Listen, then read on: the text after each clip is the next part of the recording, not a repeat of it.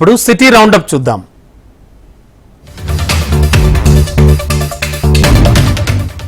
తెలంగాణ ప్రభుత్వం ప్రవేశపెట్టిన బడ్జెట్లో విద్యారంగానికి అరకొర నిధులే కేటాయించారని కేంద్ర మంత్రి కిషన్ రెడ్డి అసహనం వ్యక్తం చేశారు.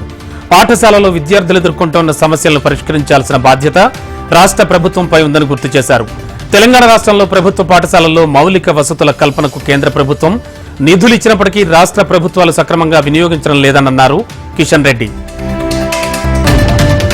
ప్రజాప్రభుత్వంలో చేనేత రంగానికి పూర్వ వైభవం తీసుకొస్తామని మంత్రి తుమ్మల నాగేశ్వరరావు అన్నారు. హైదరాబాద్ నారాయణగూడ పద్మశాలి భవన్లో జరిగిన తెలంగాణ పద్మశాలి సంఘం అధ్యక్ష ప్రమాణ స్వీకారోత్సవం కార్యక్రమానికి ఎమ్మెల్సీ ఎల్ రమణతో కలిసి మంత్రి తుమ్మల హాజరయ్యారు.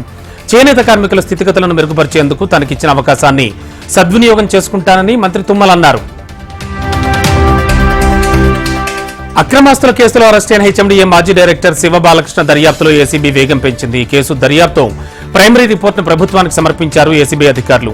కస్టడీ విచారణలో శివ బాలకృష్ణ చెప్పిన వివరాలతో పాటు ఐఏఎస్ అరవింద్ కుమార్ పాత్రపై రిపోర్టును రెడీ చేశారు ఏసీబీ అధికారులు. రాష్ట్ర ప్రభుత్వం అనుమతిస్తే ఐఏఎస్ అధికారి అరవింద్ కుమార్ ను విచారించనున్నారు ఏసీబీ అధికారులు. మరోవైపు శివ బాలకృష్ణ 8 ఏళ్లలో 10 సెల్ ఫోన్లు 9 ల్యాప్టాప్లు వాడినట్లు గుర్తించారు ఏసీబీ అధికారులు.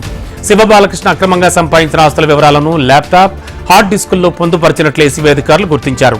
భారీగా లావాదేవీలు జరిపిన ప్రతిసారి శివ బాలకృష్ణ సెల్ ఫోన్స్ మార్చినట్లు ఏసీబీ అధికారులు గుర్తించారు. సికింద్రాబాద్ బోయినపల్లి పిఎస్ పరిధిలో హత్యాయత్నం కలకలం రేపింది. అన్నదమ్ముల మధ్య చెలరేగిన ఘర్షణలో తమ్ముడిపై అన్న పెట్రోల్ పోసి నిప్పంటించాడు. భూ వివాదం నేపథ్యంలో ఇద్దరి మధ్య ఘర్షణ తలెత్తినట్లు తెలుస్తోంది. ఈ ఘటనలో తమ్ముడు శ్రీనివాస్ కు తీవ్ర గాయాలు కావడంతో అతన్ని గాంధీ ఆసుపత్రికి తరలించారు. బోయినపల్లి పోలీసులు దర్యాప్తు చేపట్టారు. బాలలను భావి భారత పౌరులుగా తీర్చిదిద్ది దేశానికి మంచి పేరు ప్రతిష్టలు తీసుకురావడమే తమ రోటరీ క్లబ్ సంస్థ లక్ష్యమన్నారు నిర్వాహకులు. Hyderabad rotary club north zone ఆధ్వర్యంలో ప్రభుత్వ పాఠశాల విద్యార్థులకు సైకిళ్లు, ల్యాప్టాప్లు అందజేశారు. ప్రభుత్వ పాఠశాలల్లోని బాలబాలికల కొరకు తమ సంస్థ ఎల్లప్పుడూ ముందుంటుందని, చదువు విషయంతో పాటు వారికి అభివృద్ధికి పాటుపడుతున్నట్లుగా తెలిపారు. హిమాంబి హనీ ట్రాప్ కేసులో కీలక విషయాలు వెలుగులోకి వస్తున్నాయి. తవ్వే కొద్దీ తల్లి కూతుళ్ల బాగోతాలు బయటపడుతున్నాయి. తల్లి హిమాంబిపై గతంలో 5 ఎఫ్ఐఆర్లు నమోదైనట్లు తెలుస్తోంది. అమ్మాయిలతో వ్యభిచారం చేయిస్తూ హిమాంబి పలుసార్లు పట్టుబడింది. కూతురుతో కలిసి ఇతర అమ్మాయిలతో వ్యభిచారం చేయించినట్లుగా కూడా పోలీసులు గుర్తించారు. ఇక గతంలో ఓ వ్యక్తిని బ్లాక్ మెయిల్ చేసి 3 లక్షల రూపాయలు వసూలు చేసినట్లు పోలీసులు గుర్తించారు. నజీమాతో మృతుడు రాము చనువుగా ఉన్నట్లు పోలీసుల విచారణలో తేలింది. నేపథ్యంలోనే రాము నుంచి 50 లక్షలు తీసుకున్నట్లు సమాచారం. డబ్బులు అడిగినందుకే హనీ ట్రాప్ చేయించి హత్యకు ప్లాన్ చేసినట్లు పోలీసులు అనుమానిస్తున్నారు. హిమాంబి, నజీమా కాల్ డేటాను పోలీసులు పరిశీలిస్తున్నారు. ఇక సోమవారం బీహార్ అసెంబ్లీలో నితీష్ కుమార్ బలపరీక్ష ఎదుర్కోబోతున్నారు. ఈ నేపథ్యంలోనే బలపరీక్షకు అన్ని పార్టీలు సిద్ధమవుతున్నాయి.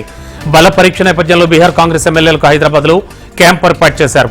దాదాపు వారం రోజులుగా బీహార్ కాంగ్రెస్ ఎమ్మెల్యేలు హైదరాబాద్ లోనే ఉన్నారు.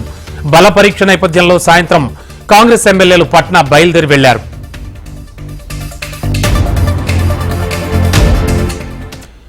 ఇవి వాటి పక్కా హైదరాబాదీ అప్డేట్స్. చూస్తూనే ఉండండి హెచ్ఎం టీవీ. వార్తాగదు.